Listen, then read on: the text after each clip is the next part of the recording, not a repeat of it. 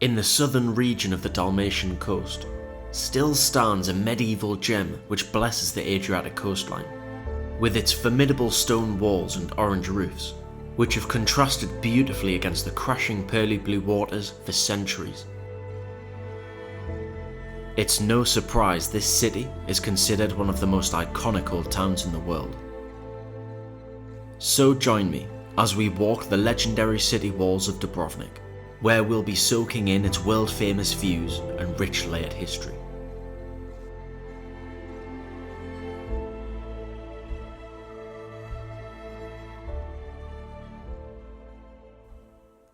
And so our exploration of Dubrovnik's world-famous city walls begins here, in the much quieter southwestern part of the medieval city.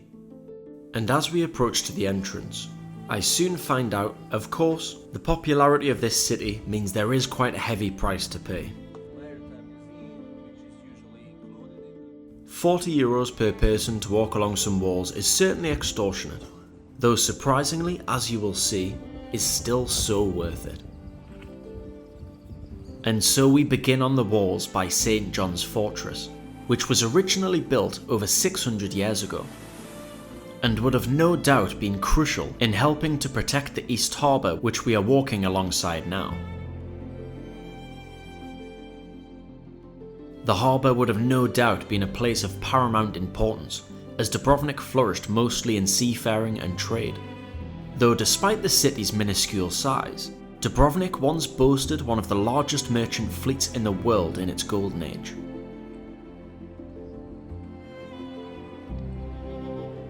So lucky to have the place completely to ourselves at the beginning of the walk. Our 8 AM start for the wall's opening certainly paid off.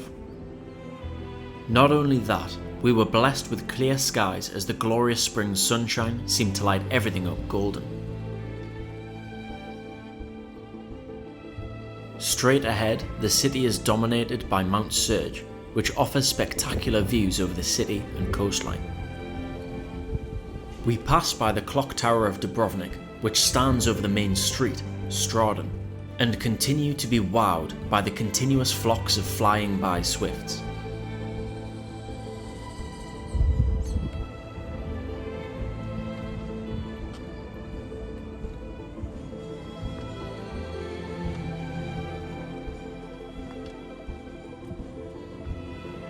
Anyway, so the walls in total are 1,940 metres all the way around, and it encircles the old town completely. And I think they were first developed in about the 13th century when the Venetians were here. And the walls are up to 25 or 26 metres in places. And I think thickness-wise, between 4 to 6 metres thick on the land side over that way, and between 1 and 3 metres thickness over there on the seaside. Carrying on, we approach the northeast corner of the city on the land side, which offers views onto Revelin Fortress, which is one of 2 external forts guarding the city. This one would have protected the eastern entrance by Ploče Gate.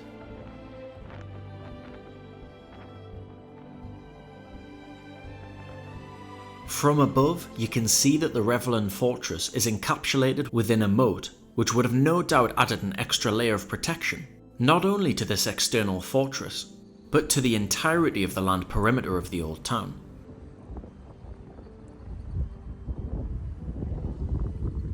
As we carry on up the stairs towards the northern stretch of the city walls, we catch glimpses over to St. John's Fortress where we started.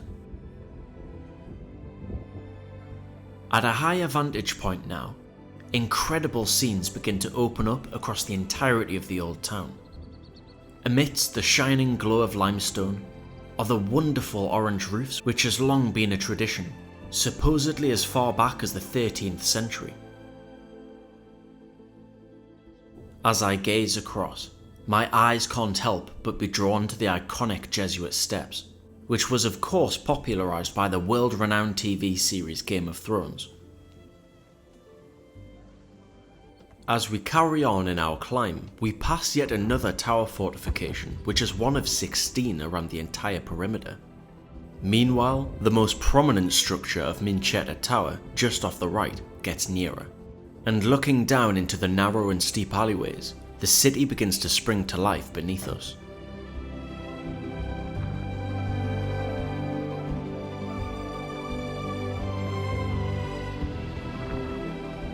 As we approach the highest point of the defensive walls, the panoramic views become almost completely unrestricted. With the second external fortress, Fort Lovrijenac, appearing on the right, and views over the city which would make you feel as though you were in a fairy tale. Though as incredible as it is, the city hasn't been without its misfortune. What's also really cool is there was a really big earthquake in 1667, I believe, and the original walls weren't harmed, but the city inside was pretty much flattened, and it actually kind of led to the demise of Dubrovnik as a city, which was obviously really prosperous before that for quite a long time. And then 130 years later or so, after the earthquake, Napoleon came along and took over the place. But he actually took it over quite easily as well, because the city just wasn't quite what it used to be. Carrying on with our walk once more, it's not long now until we reach the highest point on the walls.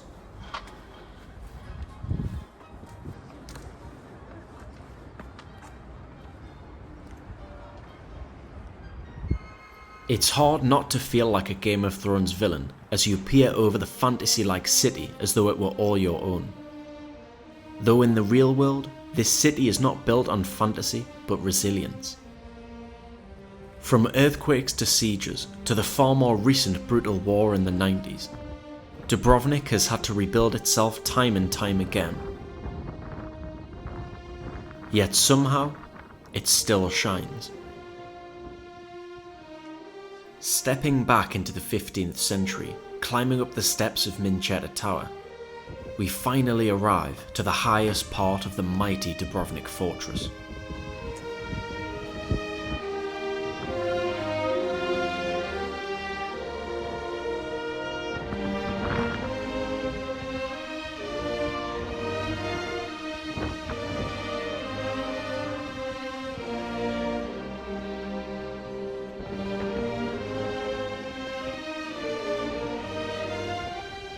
In the distance stands Fort Lovrijenac, perched atop a prominent rocky crag, and isolated from the main walls by the crashing waves of pearly blue waters.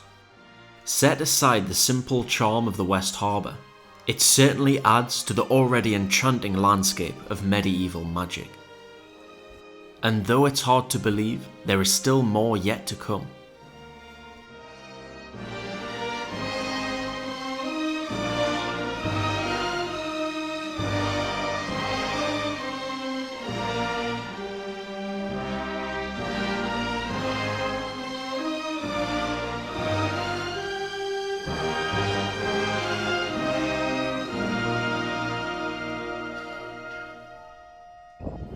And back to Minčeta Tower, you can see Fort Imperial on top of Mount Surge, which the French built during Napoleon's short 8-year rule over Dubrovnik.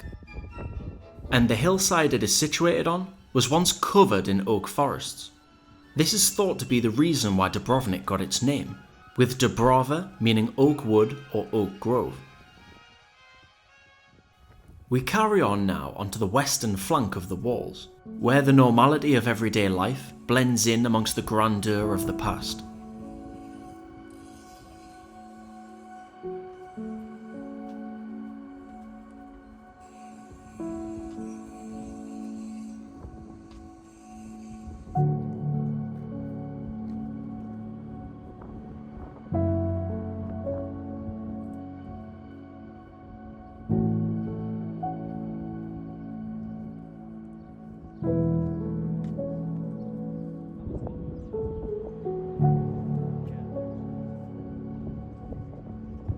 It comes as no surprise that as the morning passes by us, the crowds grow larger.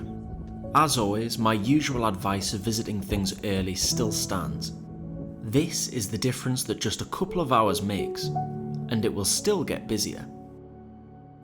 Anyway, we now pass overhead the main street, Straden, which gives us a delightful perspective over Onofrio's fountain, and the lined street which centuries ago was nothing but a boggy marsh.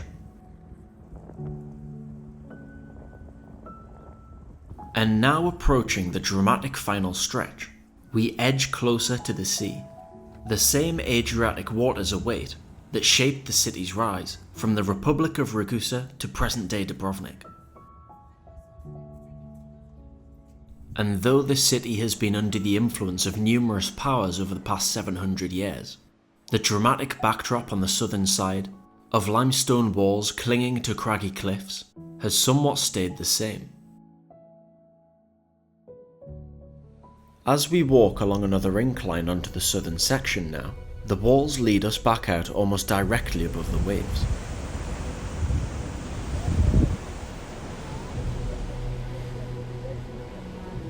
And with Minčeta Tower and its adjacent defences receding into the distance, we find ourselves nearing the end of our adventure on this magnificent piece of history. However, I do seem to find myself at the start of a traffic jam. With the endless sea to my right and what seems to be people's gardens on the left, a strange sense of normality seems to surround us on the later stages of our walk, as people sit by with a drink and soak up the scenery of it all. And finally, before we finish, I'd like to take a moment to thank you for joining me in exploring the wonderful walls of Dubrovnik.